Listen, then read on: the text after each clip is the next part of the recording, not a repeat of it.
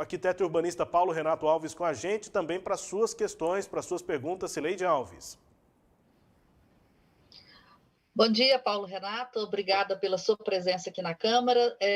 Eu vou apresentá-lo aqui, espero que esteja correto, e se não tiver, você me corrige naquilo que eu tiver equivocado.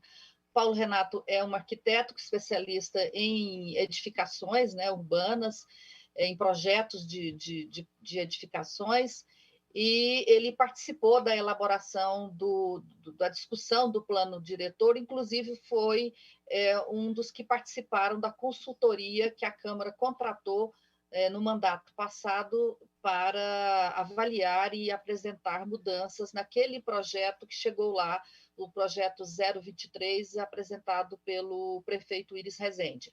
A Câmara acatou algumas das sugestões, só que as emendas, né, Paulo, aí você podia explicar, muitas dessas emendas, elas não chegaram a ser votadas, porque aí o prefeito retirou o projeto. Para começar a nossa conversa, eu queria que você me dissesse, daquelas sugestões que foram apresentadas via consultoria, qual parte delas chegou a ser acatada pelo grupo de trabalho da Prefeitura de Goiânia, que analisou as mais de 200 emendas que chegaram ao plano lá em 2020. Bom dia, obrigada pela presença. Bom dia, Cileide. Bom, você resumiu bem aí o que aconteceu, né? A gente pode até fazer uma analogia do município com um organismo vivo. Então, para a população entender o que vem acontecendo, o município foi diagnosticado pelo PAS municipal com algumas doenças, certo? E foram sugeridos alguns tratamentos. A partir daí, a Câmara Municipal recebeu esse diagnóstico e pediu a orientação, né, dos técnicos do ITCO se existia alguma forma de que esse tratamento fosse mais eficaz. Uma delas diz respeito a uma grande doença que existe hoje na cidade, que chama-se adensamento. As células se multiplicam, mas quando elas se multiplicam além da conta, isso vira um tumor. O adensamento em Goiânia estava nesse ponto. E o Poder Executivo havia sugerido uma forma de controlar esse adensamento. Ele usava uma fórmula de fração ideal, que é dividir o terreno por um número, e isso daria quantas unidades habitacionais poderiam ter naquele lote. Quando a Câmara nos convidou, perguntaram, esse problema existe? Sim, existe. Essa solução é boa? Sim, é boa. Ela é a única? Não. Existem outras formas. Uma delas é o coeficiente de aproveitamento, tá? Que você vai pegar aquele terreno e multiplicar por um número X. Aquilo é o máximo que se pode construir. Porque hoje, Cileide, não existe um limite. Hoje, em Goiânia, o empreendedor ele pode construir prédios à revelia, do tamanho que ele quiser, com a quantidade de apartamentos que ele quiser. Então, tanto Câmara quanto Executivo perceberam isso e criaram limitadores. E, no final das contas, o próprio Executivo achou mais interessante, né, que o prefeito manteve isso no projeto, de controlar a cidade, essa densidade da cidade, pelo coeficiente de aproveitamento, ou seja, nas áreas adensáveis, onde se tem maior oferta de transporte público, onde o governo quer que a cidade cresça, ali o empreendedor pode construir 6 vezes a área do terreno, ou seja, se ele tem 1.000 metros quadrados de terreno, ele pode fazer 6.000 metros de aproveitamento em apartamentos. Tanto faz se são 600 apartamentos de 100 metros ou 100 apartamentos de 60, ele tem esse limite, então ele não pode mais construir a revelia como vinha acontecendo antes. Isso para a cidade é muito benéfico, porque a gente acaba controlando esse crescimento. Pois é, mas ainda é permitido a esse empreendedor pagar uma outorga onerosa, né? E aí o céu é o limite. Não, então, Cileide. Ainda... Sim. Desculpe. A outorga onerosa, ela permite que em áreas adensáveis você possa crescer 25% em altura. Então, o máximo que pode acontecer é que nas áreas adensáveis, caso o empreendedor consiga colocar vagas de garagem suficientes, é chegar em 7,5 vezes. Isso só em adensável. Desaceleração não tem condição de fazer essa transferência, esses 25%. Então, em adensável, o máximo é 7,5. Hoje 7,5 tem... daria um prédio de quantos andares? Cileide, vamos comparar com um castelo de cartas de baralho, certo? O castelo, à medida que você vai subindo uma fileira no castelo, ele vai reduzindo. Vai subindo, ele vai reduzindo até chegar ao topo. Então, essa resposta se dá em função do tamanho da base desse triângulo, né, desse castelo. Quanto maior a base, maior o número de andares, mas tem um limite. Então, se a gente pegar hoje uma proporção de um terreno, vou pegar no setor Bueno, um edifício que hoje lá alcança 50 andares tranquilamente, em 2 lotes, hoje ele não passaria de 25, talvez até menos, dependendo da tipologia. Por quê? Porque esse limite está mais severo, ele tem um fim. E hoje em dia não, faz 50 andares esse leite, e não faz 60, porque fica caro, porque se pudesse, faria. A engenharia está trazendo condições cada vez maiores. A gente vê cidades como Camboriú, né, fazendo prédio de 70, 80 andares. Se a gente não freasse isso agora, certamente a cidade chegaria nesse ponto. Bom, a gente vê também que o plano, eu sei que o senhor defende a descentralização da cidade, né? Polos de centralidade. Só que, para isso, há necessidade de que haja uma infraestrutura, para a prefeitura não ter que fazer toda a infraestrutura, e isso fica caro para o município. O projeto que foi aprovado na comissão mista, ele ampliou essa possibilidade de adensamento para regiões onde não havia, e está criando eixos de desenvolvimento exatamente porque o plano fala que precisa de eixo de desenvolvimento. Isso não foi feito a toque de caixas, sem um estudo sobre a real necessidade desses novos eixos e desses adensamentos fora dos locais anteriormente previstos no plano? Sileide, o plano que está aqui em votação, na verdade, a gente percebe que não houve um estudo pontual de cada região, de cada via. Foi feita uma teoria global para a cidade. Então, se tem um eixo de desenvolvimento, 350 metros cada lado pode adensar. Isso foi uma regra geral, basicamente. O desenvolvimento do mapa, realmente, isso aí a gente não tem acesso como é que isso foi feito, né? Porque foi feito por técnicos dessa comissão. Mas a ideia é essa, é promover um crescimento igualitário, para a gente ter em todas as regiões aquilo que a gente urbanista chama de cidade de 15 minutos, que você pode fazer tudo à sua volta. Você tem uma escola, você tem um banco, você tem transporte público, tem supermercado. Então, isso fomenta o mercado local, porque essas centralidades esparramadas, elas só vão existir se tiver gente, se tiver densidade. Então, para isso, o município está desferindo esses novos eixos, apesar de que o mercado imobiliário ele não segue o caminho que o município sugere, né? Ele segue o que é mais interessante. Então, tem que ter infraestrutura de praça, de parques, para que esse adensamento aconteça. E aí a gente pode cair naquela de realmente não ter esse adensamento pulverizado na cidade, e sim concentrado nos bairros mais nobres. Pois é, mas assim, tudo tem que ser feito dentro de uma lógica, né?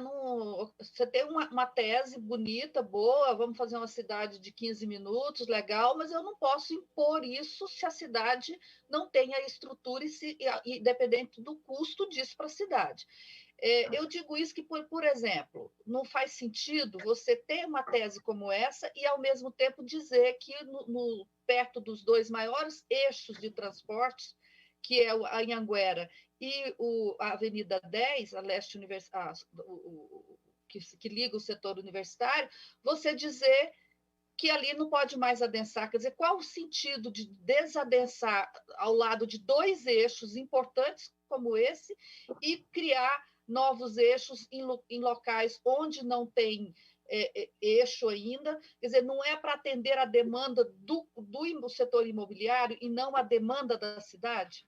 Sileide, eu concordo plenamente com você. Inclusive, é um dos questionamentos que a gente tem que fazer agora para essa comissão, é porque esse exemplo que você deu, para mim, é clássico. A gente está entre 2 eixos, uma área perfeita de infraestrutura, totalmente pronta para estimular o adensamento, e ela não faz parte disso. Então, são essas arestas que ainda faltam ser preparadas.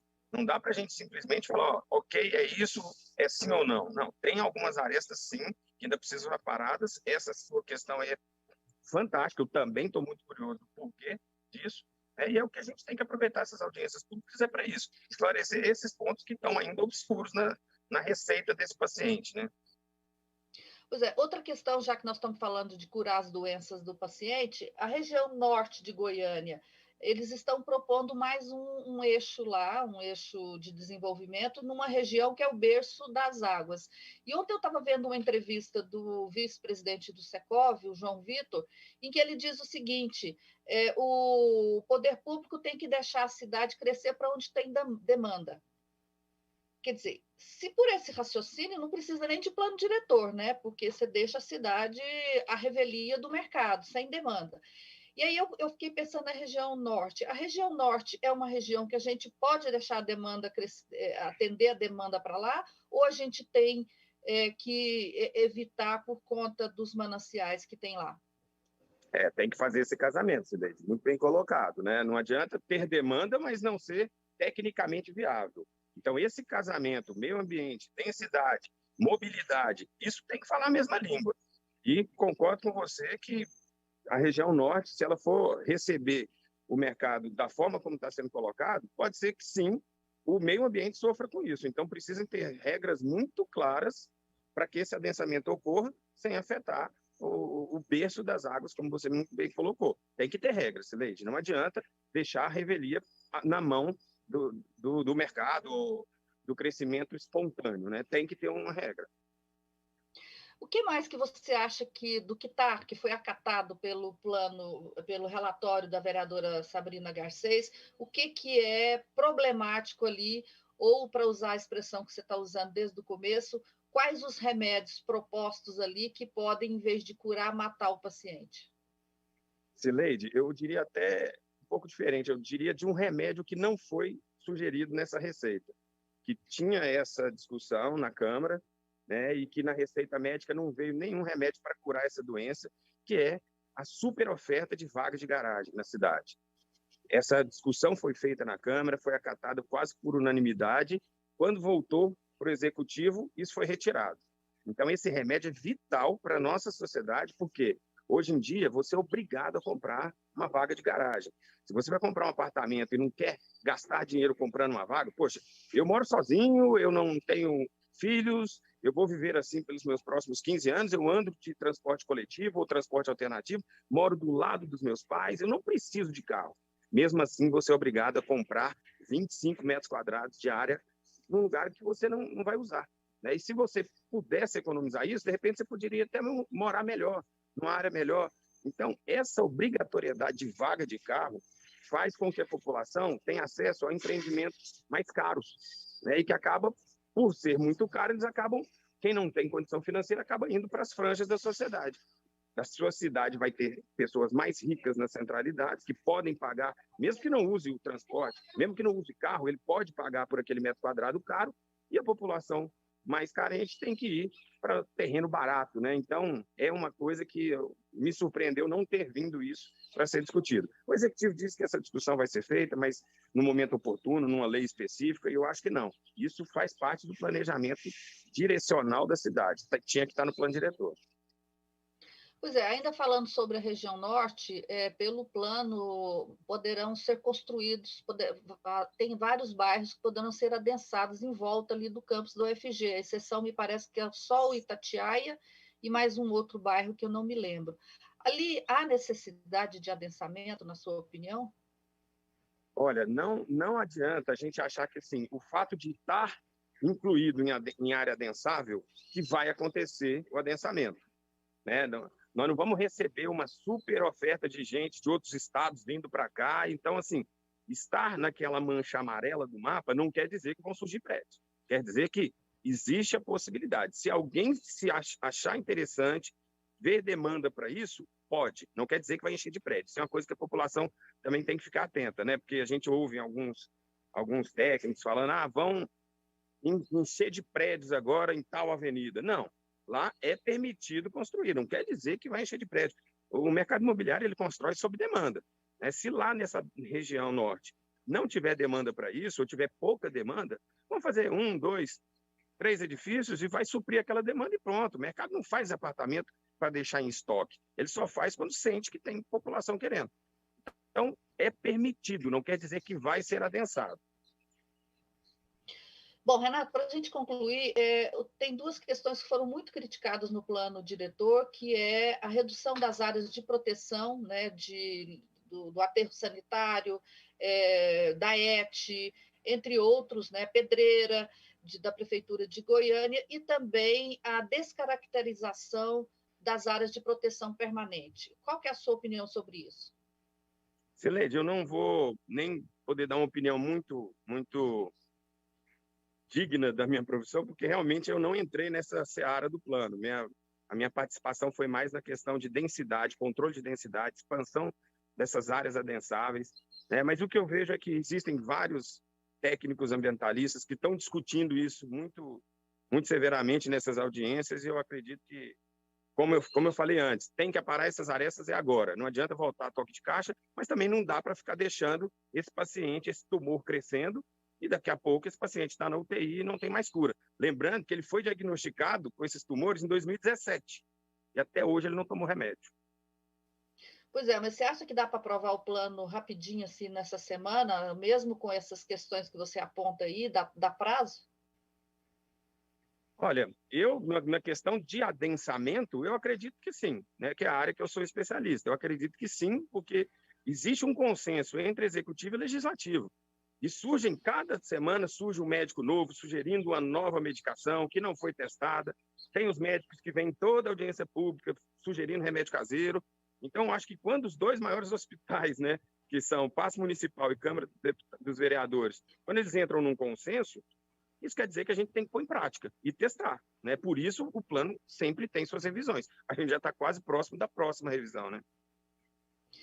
Mas a gente tem uma experiência não muito boa, que 2 hospitais, entre aspas, Câmara e Prefeitura, acharam que podia votar o Código Tributário, votou, e estamos aí hoje com uma série de problemas provocadas por votações erradas, né? Deram remédio errado para o paciente, apesar de serem 2 hospitais. Renato, muito obrigada aí pela sua contribuição e bom debate aí na Câmara. Obrigado, Cileide. Conte comigo aí. Um grande abraço e bom programa.